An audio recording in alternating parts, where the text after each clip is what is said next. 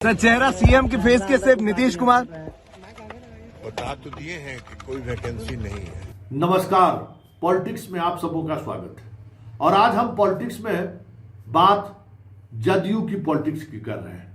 वो जदयू जिसके बारे में लोगों ने कह दिया था कि अब इस बार खेल खत्म है, अब गए नीतीश।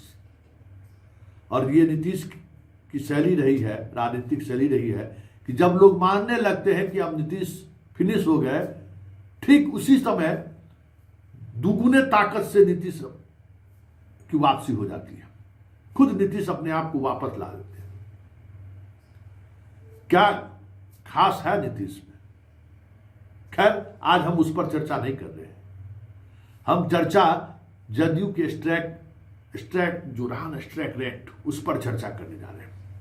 पिछले चुनाव में जहां 43 मिला, इस बार उनको 85, मतलब जस्ट डबल आप कह सकते हैं कि जीत हुई है। और अगर आप इस जीत पर गौर करेंगे तो जदयू की जीत के पीछे जनता खड़ी थी, पूरी तौर पर जनता। क्योंकि कप्तान नीतीश कुमार जो हर चुनाव में या हर समय कभी बुमराह की भूमिका में दिखते थे, कभी सचिन की भूमिका में दिखते थे, कभी धोनी की भूमिका में दिखते थे, कभी सौरभ गांगुली की भूमिका में दिखते थे, वो अस्वस्थ थे, कह सकते हैं। वो उस मिजाज में नहीं थे, उस फॉर्म में नहीं थे जो फॉर्म में वो हुआ करते थे। मतलब कभी नीतीश कुमार से आप उम्मीद कर सकते थे कि पढ़कर भाषण वो देंगे, कभी उम्मीद कर सकते थे कि नीतीश कुमार के आजू बाजू में कोई खड़ा होकर कुछ बात कह दे, कभी ये सोच सकते थे कि नीतीश कुमार की चमक के सामने कोई किसी की चमक प्रभाव दिखती थी। वो नीतीश आज किस स्थिति में? इसके बावजूद भी पार्टी का ये स्ट्राइक रेट रहा। अगर इस पूरे जदयू के मैनेजमेंट पर अगर गौर करिएगा तो जनता जदयू के लिए लड़ रही थी, बिहार की महिलाएं जदयू के लिए लड़ रही थी, बिहार के अकलियत जदयू के लिए लड़ रहा था, मुसलमान। अब तो सब कुछ सामने आने लगा है ना। मतलब नीतीश को फिर से मजबूत करना है। ललन बाबू, जो भाई सिपा सालार की हम बात करें तो ललन बाबू मुंगेर में ही लगे रह गए, और ऐसे लगे रह गए कि उससे बाहर वो निकल ही नहीं पाए। अब आप समझिए कि 101 जगह पर पार्टी चुनाव लड़ रही है। कितने वार रूम, जो वहां अधिकांश ऐसे लोग, अभी उस एक दौर में ऐसे लोग था, क्या नाम है उसका, जो मधेपुरा वाला है प्रोफेसर, वो लोग तो मोदी करने में लगल था। हम अपनी पार्टी को ज्यादा से ज्यादा सीट जितावे, इसको लेकर कोई व्यवस्थित वार रूम भी नहीं था। जो बीजेपी के सामने अगर बात करिए तो बीजेपी जिस तैयारी से मैदान में था, जिस तरीके से अपने पूरे देश के सांसद, विधायक, मंत्री, पूर्व मंत्री को झोंक रखा था 101 सीटों पर, उस लिहाज से समझिए जदयू के पास क्या था? कुछ भी नहीं। जिनको भेजा भी गया था प्रभारी के तौर पर, वो बेचारा के अपने पॉकेट खाली थे। तो ललन बाबू मुंगेरे में रह गए। अशोक चौधरी अपने दुकानदारी में लगा रहा, उसको लगा ही नहीं कि पार्टी, और जो कृत्य किए आज पार्टी को, जो गाली सुनना पड़ा विधायक और मंत्री को पूरे चुनाव के दौरान, चौधरी जी के कारण सुनना पड़ा। तो एक बड़ा मजबूत हैंड, जो जिनको चुनाव नहीं लड़ना था, वो नीतीश के साथ कंधे से कंधे मिलाकर पार्टी को मदद कर सकते थे, तो वो अपना दुकानदारी समेटने में लगे रह गए, और उनसे पार्टी को नुकसान ही हुआ। फायदे की तो बात ही छोड़ दीजिए। और तब बचे संजय झा। संजय झा जो मतभेद बनाने, बार बार जो मतभेद खड़ा किया जाता था कि तीर ही लालटेन है, लालटेन ही तीर है, इस मतभेद का समन्वय करने में ही उनका समय चला गया कि भाई हम सब लोग एकजुट हैं और एकजुट होकर चुनाव लड़ रहे हैं, और यही हमारी जीत का मूल मंत्र है। संजय झा इसी में लगे रह गए। अमित शाह को झंझारपुर दिखाना, अमित शाह के साथ समन्वय करना, प्रधानमंत्री के साथ समन्वय करना, नीतीश के साथ यात्रा में बने रहना, यही रहा, कोऑर्डिनेशन बना रहे। उनका अधिकांश समय ऐसे ही समय में चला गया।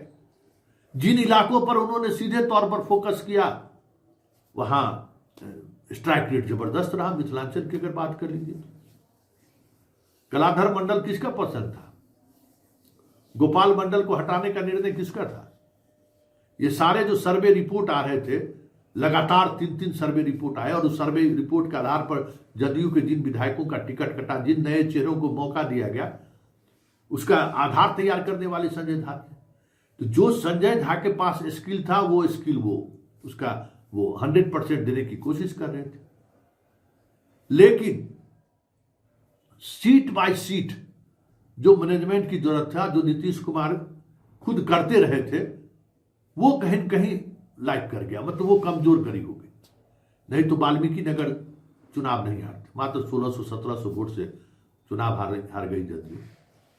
वहां जदयू का विधान परिषदें जो है उम्मीदवार का खिलाफ किया, जदयू का सांसद खिलाफ किया, हराने के लिए एरी चुटी एक लगा दिया। अगर नीतीश पूरी तरह पर कंट्रोल में रहते तो ये नहीं हो पाता, और या फिर आसपास 2-3 चेहरे अगर होते तो फिर दिक्कत नहीं होता। विजय चौधरी भी अपने ही चुनाव में लगे रह गए, और चुनाव से जब वो अपना चुनाव, उनको बहुत टफ चुनाव था, वहां से जब निकले तो तुरंत बाद चुनाव दूसरे फेज का था, तो वो मैनेजमेंट नहीं हो पाया।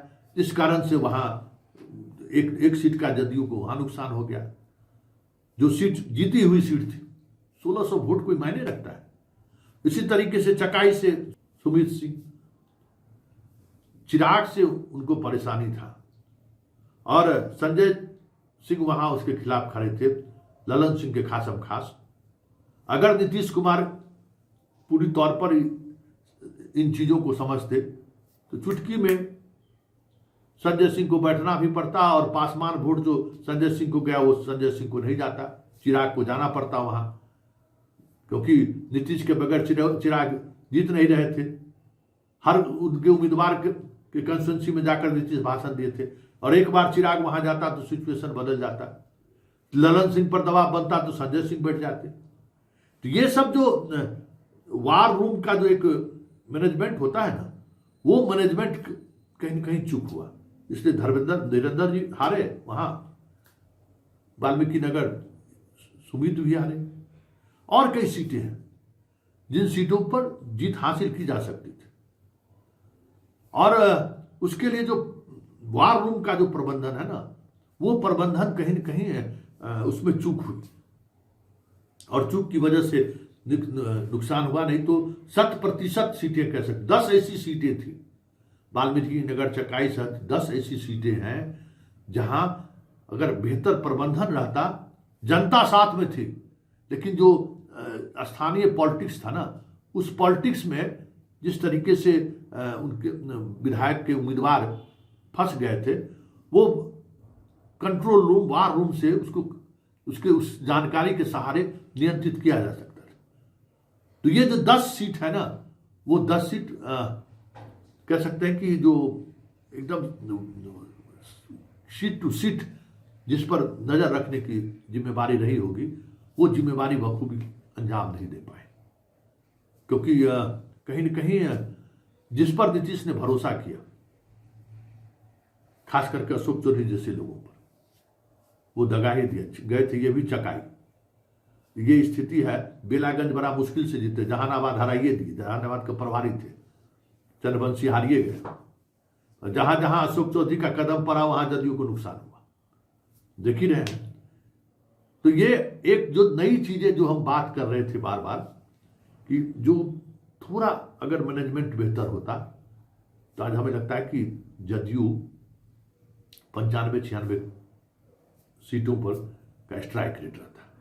थोड़ी सी चूक कह सकते हैं, नहीं तो जनता तो पुरजोर कोशिश ये कह सकते हैं कि जनता की जीत, जदयू की जीत, जनता की जीत।